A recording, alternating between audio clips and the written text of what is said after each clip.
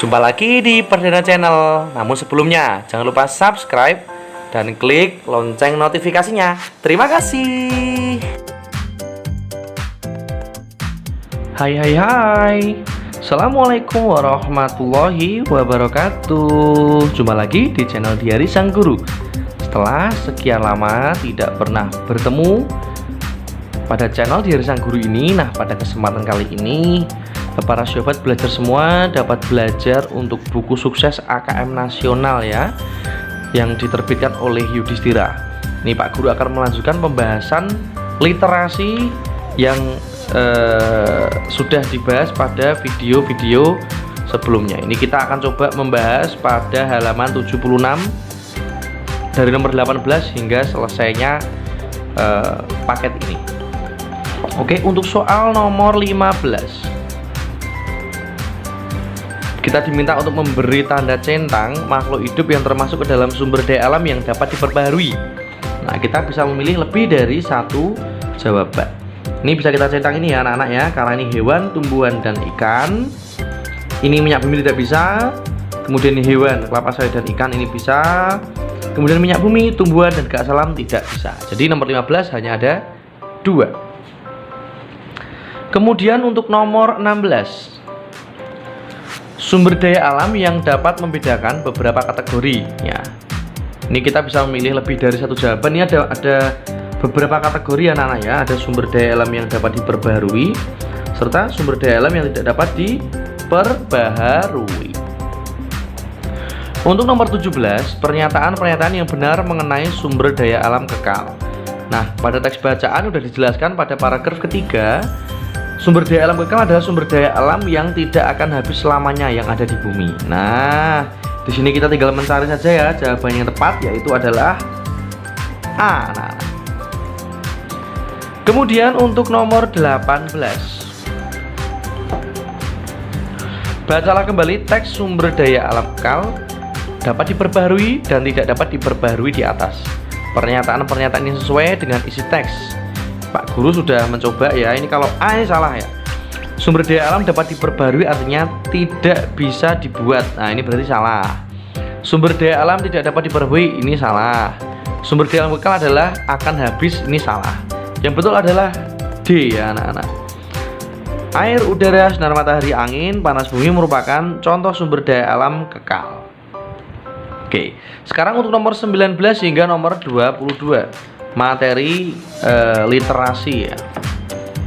Nah, ini untuk nomor 19 dulu. Ciri-ciri tangga nada diatoris ya. Ini terdiri dari 8 nada. Benar, merupakan mayor itu contoh nada diatoris, ini benar. Terdiri dari 9 nada, ini salah. Tanda mayor merupakan salah satu contoh. Nah, ini jawabannya sama anak-anak ya ini ya.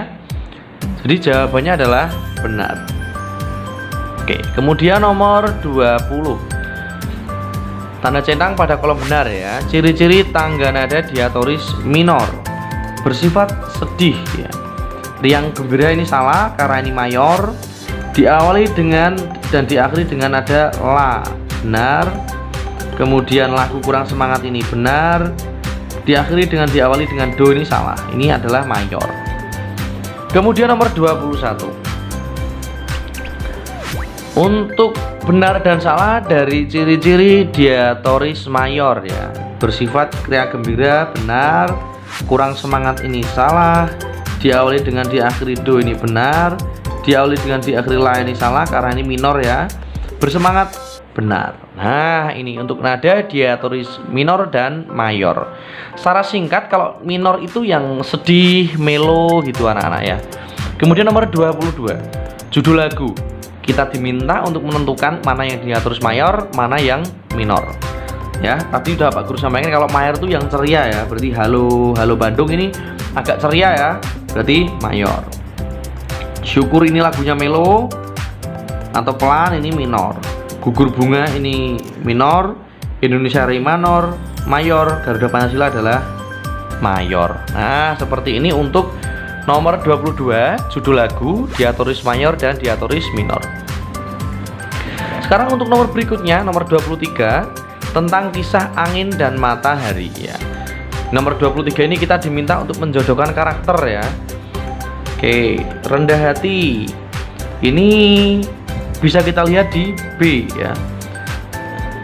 Kemudian sombong ini C, tidak memaksa kehendak ini adalah A ya. Jadi dalam teks ini itu berkisah tentang angin dan matahari yang sedang melakukan perlombaan ya. Oke, kita bisa langsung lihat untuk ide pokoknya. Jadi kalau paragraf pertama itu ya, itu berbicara tentang pertandingan dari matahari dan angin ya, yang bertanding, berarti ini B.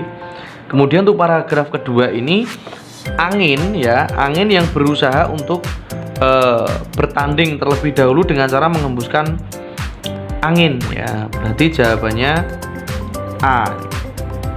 Kemudian paragraf ketiga ini giliran matahari ya yang menyinari pria, kemudian ini berarti isinya D. Dan yang keempat ini adalah C ya, karena yang memenangkan pertandingan antara matahari dan angin adalah matahari. Jadi jawabannya ini nomor 4 adalah C. Kemudian untuk nomor 25, sikap apakah yang harus diubah dari tokoh angin ya. Jadi anak-anak, dalam tokoh angin tersebut itu memiliki sifat sombong ya anak-anak ya. Ya, dia memiliki sifat sombong, maka dari itu dia segera menghembuskan angin sekencang-kencangnya. Maka sikap yang harus dirubah dari karakter tersebut adalah sikap sombong ya, itu nomor 25. Kemudian nomor 26, pesan moral apakah yang perlu diteladani dari cerita tersebut dalam kehidupan. Oke, bisa kita buat seperti ini anak-anak ya. Kita sebagai manusia harus bersifat rendah hati ya, serta tidak memaksakan kehendak keinginan kita untuk orang lain mengikuti kita. Nah, disi seperti itu boleh ya. Jadi kita sebagai manusia harus memiliki sikap rendah hati dan tidak memaksakan kehendak orang lain. Nah, ini pada nomor 26. Sekarang kita lanjut untuk nomor 27, tentang ciri fisik psikologis remaja pada masa pubertas. Jodohkan ciri fisik dan psikologis yang sesuai. Nah, ini kalau pubertas ya, ciri fisiknya. Ini jadi secara fisik ya, ini berarti ini mulai tumbuh jakun ya. Kemudian suara mulai membesar. Oke. Kalau psikologisnya ini emosi tidak stabil serta mulai tertarik dengan lawan jenis. Nomor 28.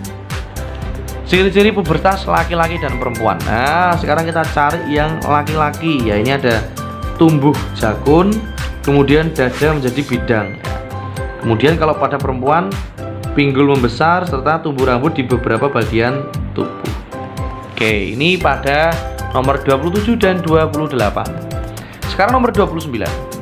Masa peralihan dari masa anak-anak ke masa dewasa ditunjukkan oleh perubahan fisik dan psikologis. Disebut dengan masa pubertas ya.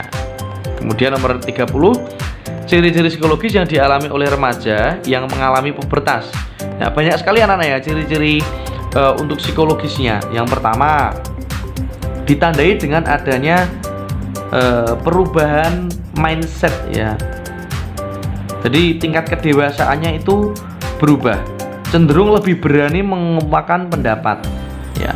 Kemudian sudah tidak ingin diperlakukan seperti anak-anak ya. Kemudian mulai tertarik dengan lawan jenis dan emosi yang tidak stabil. Nah, ini bisa dilihat pada paragraf keduanya ya. Di sini udah komplit untuk jawabannya. Oke, ini untuk pembahasan pada paket 4 ya, literasi. Terima kasih telah menyaksikan pembahasan pada buku AKM di kesempatan kali ini. Sampai jumpa di kesempatan video yang berikutnya. Pak Guru akhiri, wassalamualaikum warahmatullahi wabarakatuh.